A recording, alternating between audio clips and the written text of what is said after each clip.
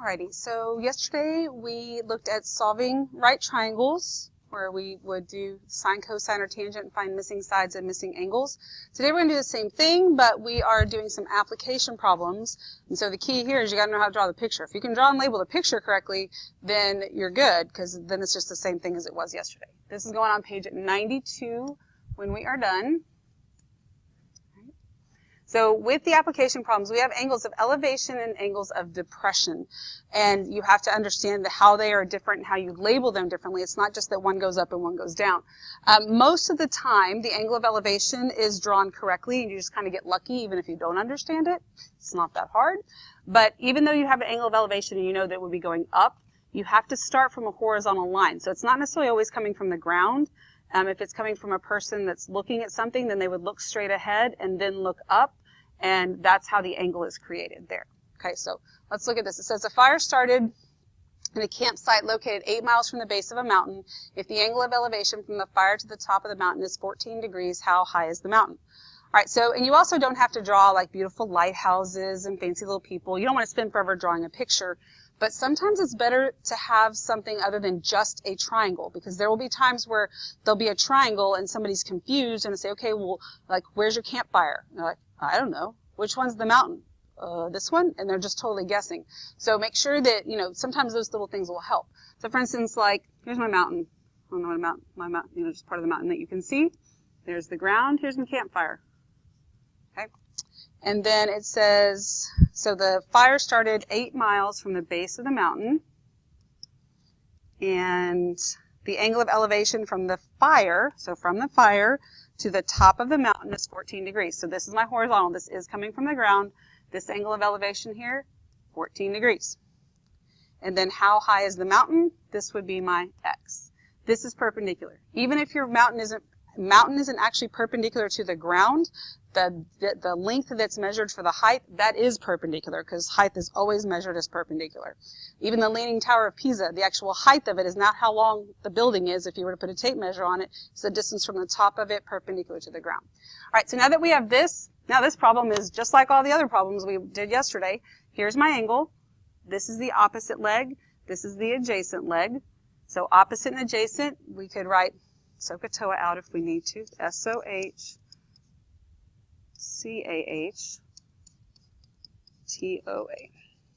So opposite and adjacent is tangent.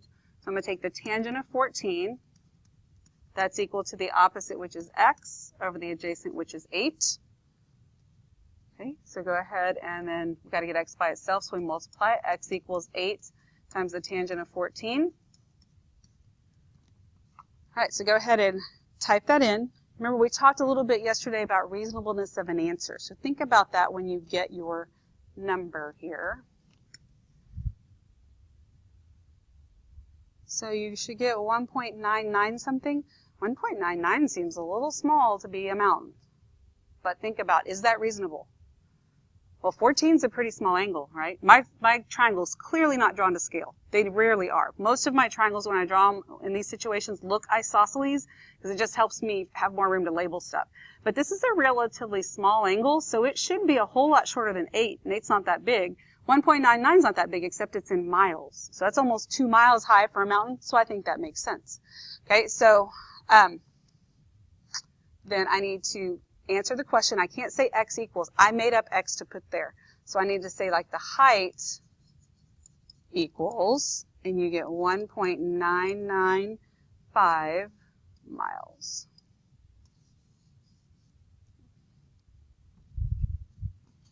All right, so let's jump to number 3. So in number 3, I want you to go ahead and draw and label the picture.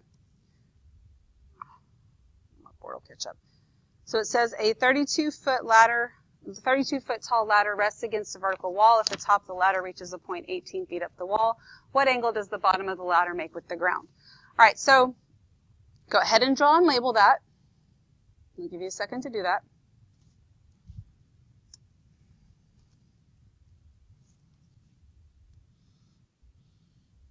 This is one of those cases where my picture might just be a triangle, even though I usually draw little cutesy things. So I want you to think about where the 32 goes. Have the 32 on your triangle. Then you have to think about where the 18 goes. Then you have to think about where the angle goes that you're looking for, right? So the 32 goes on my hypotenuse. The ladder is leaning against the wall. It touches a point 18 feet up the wall. And I want the angle that it makes with the ground. Hopefully that seems simple, but sometimes on those ladder problems, people want to put the ladder length here, but that makes no sense. Then what the heck is this, right? So I need to find the angle. So this is the angle that I'm using. This is the opposite. This is across from the right angle, so it's the hypotenuse. So opposite and hypotenuse uses sine. So I'm going to take the sine of the angle, which is theta. That's equal to the opposite, which is 18, over the hypotenuse, which is 32. And I could reduce that fraction, but I don't care. Don't do it. I need to get theta by itself, so I'm going to take the sine inverse of both sides. So theta is equal to the sine inverse of 18 over 32. So now we type that in the calculator. Remember, you're going to do shift and then hit your sine key to get the sine inverse. And when you do that, you should get that the angle equals 34.229 degrees. Okay. There you go. All right, so number 4. Number 4 is a good problem, plus we were going to do it anyway, even if it wasn't a fantastic problem, because it has a name in it. And if you have an uncommon name like I do, then you never see your name in word problems. I didn't write this word problem, neither did anybody I know, so it just like showed up. Happens every now and then. All right, so it says Lana's kite is flying 60 feet above the ground. The angle of elevation from where her hand is holding the string to the top of the kite is 48.3 degrees. If her hand is 5 feet from the ground, find the length of the string. Okay, so here I am. And I'm flying a kite. That's what I do in my free time. It's where I am today. Not really. All right, so there's my kite. And so Lana's kite is flying 60 feet above the ground. Okay, so this kite is 60 feet above the ground. And the angle of elevation from where her hand is holding the string to the top of the kite. This is important. It's an angle of elevation from where her hand is holding the string. So the angle is measured from here. So this is the ground down here, right? But from here is where the angle is measured. This angle right here, angle of elevation, it is 48.3 degrees. And then my hand is 5 feet from the ground. So this length right here is 5 feet. So I want to find the length of the string. That would be my hypotenuse here. I'm going to call it x. All right, so let's think about what we're going to do here. I want you to think about, first of all, would I be using sine, cosine, or tangent? And which numbers on this I'm going to use, because there's 4 pieces and I wouldn't use 4 pieces. Am I going to use the 48.3 degrees? Yes, I am. And my triangle doesn't touch the ground. This is the triangle that I'm going to use. And I just realized it says, how long is the string? And I measured it from here, but just pretend my kite's in the wrong way, in the wrong place. It's this hypotenuse that we are looking for. Here's my triangle, right? So the hypotenuse is x. That's what I'm looking for. And I'm using this angle. And am I going to use 60 for this side? The answer to that is no, because this is 5 feet right here. Comes from there. So the number you actually use right here is 55 feet. You've got to pay attention to those things. And so this is going to be, we're using opposites and hypotenuse. So it's the sine. So we would do the sine of 48.3 degrees equals the opposite, which is 55, over the hypotenuse, which is x. Okay. And then we don't really have room to solve it. We don't need to solve it. If we can draw and label the picture, you should be able to set these up. Okay? Or you should be able to get past that. All right, let's look at we're not going to do number 5. We're going to do number 6. And we're going to mark out 5, not because there's anything wrong with it, but because we're going to use this space right here to draw the picture for this so we can have room to work. All right, so it says Sarah is standing 35 feet from the base of a rock wall watching her 2 sons, Max and John, climb the wall. So, all right, so here's the wall. I've only even read the first sentence, and I can go ahead and draw some stuff. So here's the wall. Here's Sarah. She's standing 35 feet from the base of the wall. Okay. She's watching her 2 sons, Max and John, climb the wall. the angle of elevation, so her two kids are on this wall. Here's one, here's the other. Let's think about who is where. Who is higher up than the other? Well, the angle of elevation to Max is 38, 27 to John, and it says how many feet above John is Max, so that tells you Max is at the top plus the angles of elevation. Should have given that away. So here's the key too, is where is the angle being measured from? If they don't tell you how tall she is or where her eye height is or where we're measuring it from, then you assume that it's the ground. Like there's no other information. It has to be, a lot of times it'll say from the point on the ground or like from her hand, that sort of thing. But we don't have that. It just says the angle of elevation is. So the angle of elevation is 38 degrees to Max. So from here to here, this whole thing here is 38 degrees. And then the angle of elevation from her to John, right here, is 27 degrees. And I want to know how many feet above John is Max. So what I'm looking for then is this piece right here. I need this length. So this little pink squiggle makes a triangle with the purple and the blue line. So I could subtract these two angles and I could get this angle right here. But that doesn't do me any good because I can only do trig with right triangles right now. We will get into what do we do when it's not a right triangle, but not right now. So can't do that. But I can find side lengths of a right triangle. I could find this piece right here, and I could find the whole thing. So I'm going to call what I'm looking for here x. This piece right here that I need, I'm going to call it y, and I'm going to call the whole thing z.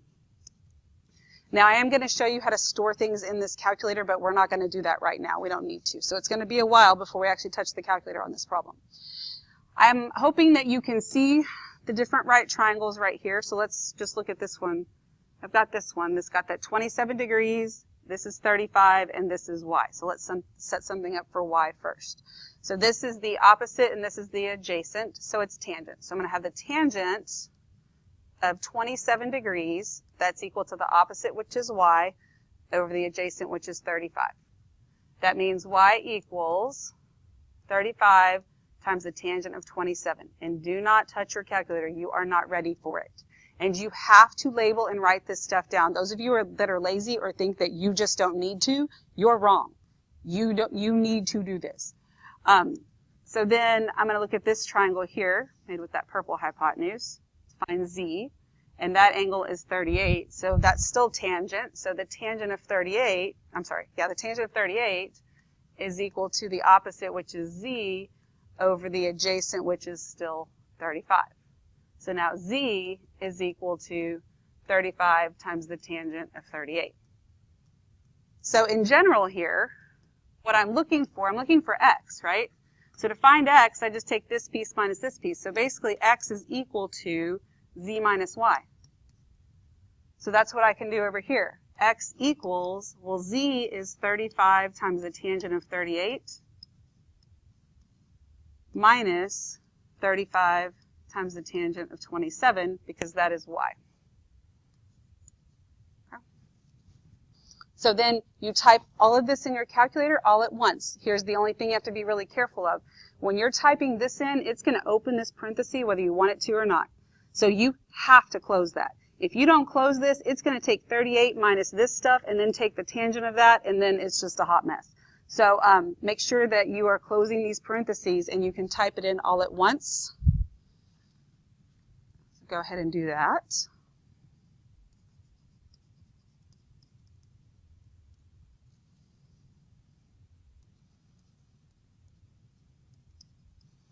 What I got was 9.512. So max is 9.512 feet above John. And there you go. Okay, one more angle of elevation problem. Then we'll talk about angle of depression once my board catches up. So you've already flipped it over. Oh, there we go. It says building A is 464 feet tall and building B is 321 feet tall. Dale is standing between the two buildings, the angle of elevation, blah, blah, blah. Okay, so I just want you to start by drawing two buildings in Dale. Okay, so draw Dale and the two buildings. I'll give you a second to do that.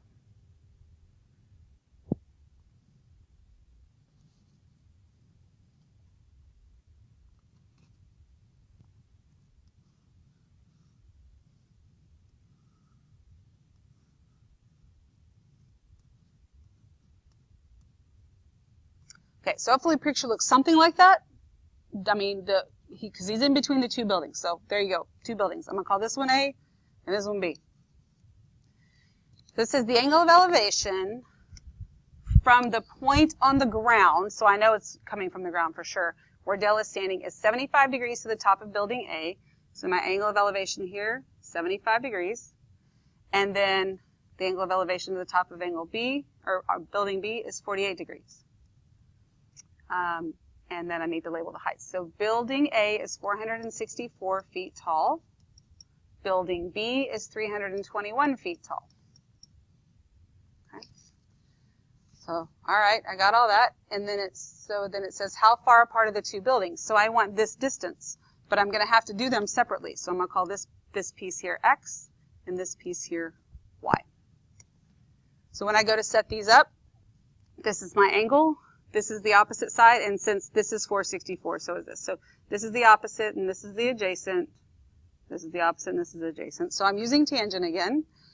So I'm going to start with, I'll do building A first. So the tangent of 75 is equal to the opposite, which is 464, over the adjacent, which is X, which means that variables in the denominator, so I can switch places. So X equals 464 over the tangent of 75. And then I'm going to pause. Then I'm going to do the other building. So this is going to be the tangent of 48 is equal to 321 over Y. So Y is equal to 321 over the tangent of 48. All right. So here are the two exact pieces that I have now. These two pieces right here. And what I'm looking for is how far apart are the buildings. So what I really want is X plus Y. So I have X and I have Y, I can just add them together. So 464 over the tangent of 75 plus 321 over the tangent of 48. And I'm not sure if we have actually, I know we've used the fractions in this calculator. I'm not sure if we actually added any together or anything. So let me just give you a little hint on that. Whoops. When we add stuff in there. So I'm going to type in 464. I'll put it in the fraction. And then so in the denominator, I'm going to have the tangent of 75. And I got to close my parentheses. You have to close those parentheses. But see how my cursor is still in the denominator? I need to arrow to the right, so I'm not in the denominator anymore. Then I get my new fraction. Oop, but I still messed that up. What the heck did I do? And hit delete. Oh, see, I got to start over. Okay, let me clear that off. I got my fraction, and I got 464 divided by the tangent. Oh, I hit the fraction key. I hit the fraction key before I hit addition. That's what happened. 464, and then the denominator tangent of 75. I got to close my parentheses. I arrow to the right to get out of the denominator.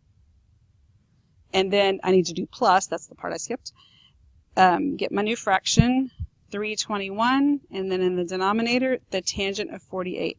A lot of times you can get away with not closing your very last parentheses. You cannot get away with that in a fraction, so you got to close that. And then you can even arrow over if you can't see it all. You can see exactly what you have written on your paper and double check that you typed it all in correctly and hit equals. And then there is your answer. So that means that, and we have no more room, you can say that the buildings are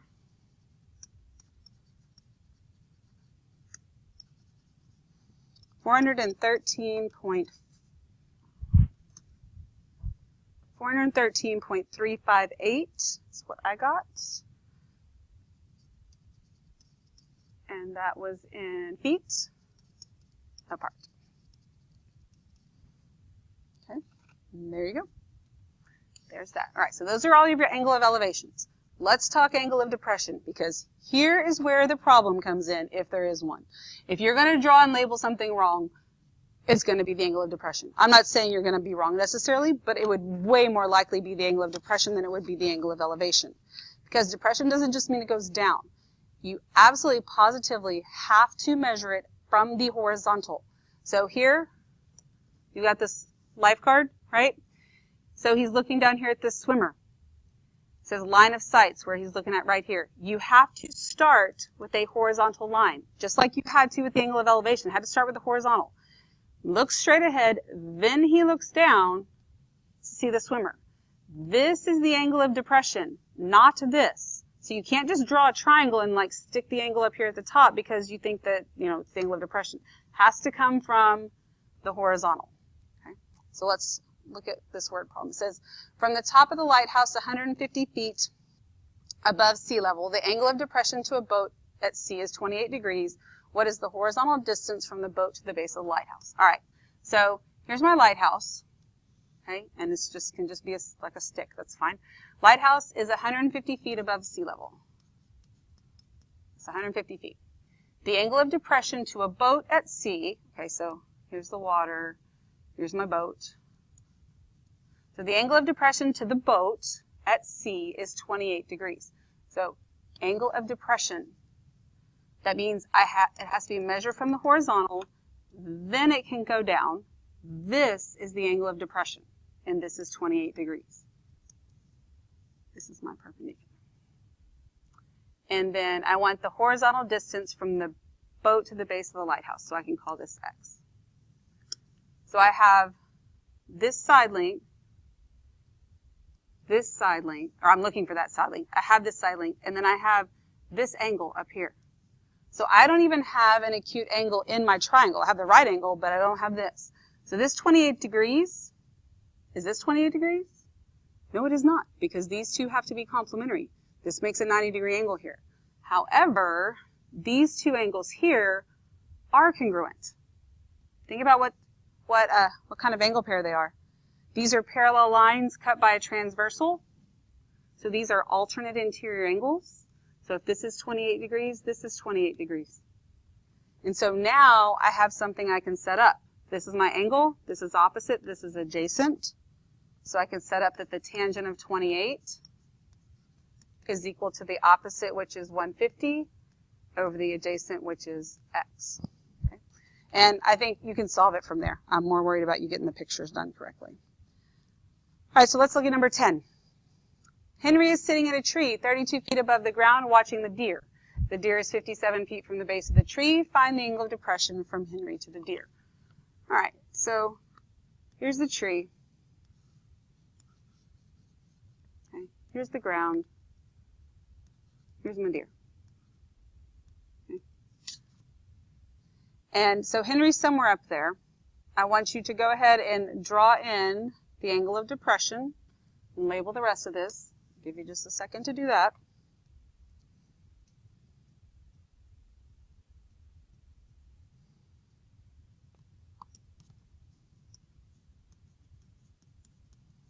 So wherever Henry is, we can say like Henry's right there. So that length right there is going to be 32.